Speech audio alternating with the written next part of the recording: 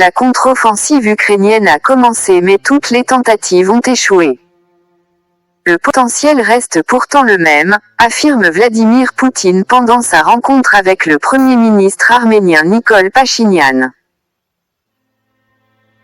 Si c'est votre première fois à découvrir cette chaîne, abonnez-vous et activez la cloche de notification pour ne plus rater aucune de nos informations. Vladimir Poutine a estimé le 9 juin que la contre-offensive ukrainienne avait déjà commencé depuis 5 jours, mais qu'elle n'avait pas atteint ses objectifs. Cette défaite s'explique par les grandes compétences de l'armée russe et par l'efficacité de ses armes. Cependant, l'Ukraine dispose toujours des capacités de poursuivre le combat.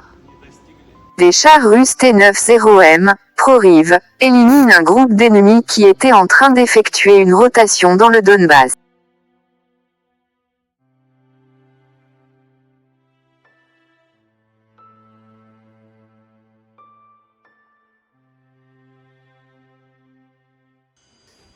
Des avions d'attaque Su-25 de l'armée de l'air russe en action. Ils se dirigent vers la ligne de contact pour frapper les installations et équipements militaires ukrainiens. Le vol a été effectué à très basse altitude, littéralement au-dessus des cimes d'arbres, afin de s'approcher au plus près des positions ennemies et de ne pas être détecté. Des images de la destruction d'équipements militaires ukrainiens, prises depuis des drones, ont été publiées par le ministère russe de la Défense. Des drones russes effectuent des reconnaissances 24 heures sur 24, sur l'axe de Donetsk. Les appareils réalisent une dizaine de vols afin de détecter des positions ennemies. Les coordonnées des nouvelles cibles sont transférées au poste de commandement, où la décision d'une frappe est prise. Le travail professionnel des opérateurs de drones permet de réduire considérablement le potentiel offensif des forces ukrainiennes sur la ligne de contact.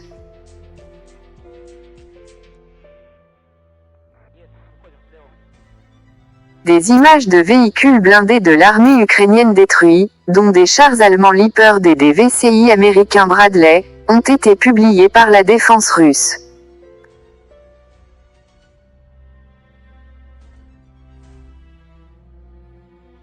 Hélicoptères d'attaque K-52 détruisent des blindés ukrainiens de facture occidentale. Les équipages d'aviation militaire ont frappé une colonne de véhicules blindés avec des missiles guidés.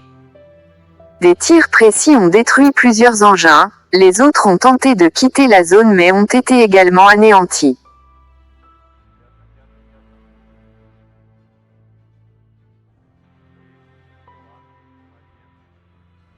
Bienvenue sur Africa Voice, veuillez vous abonner et activer la cloche de notification pour ne plus rater aucune de nos informations.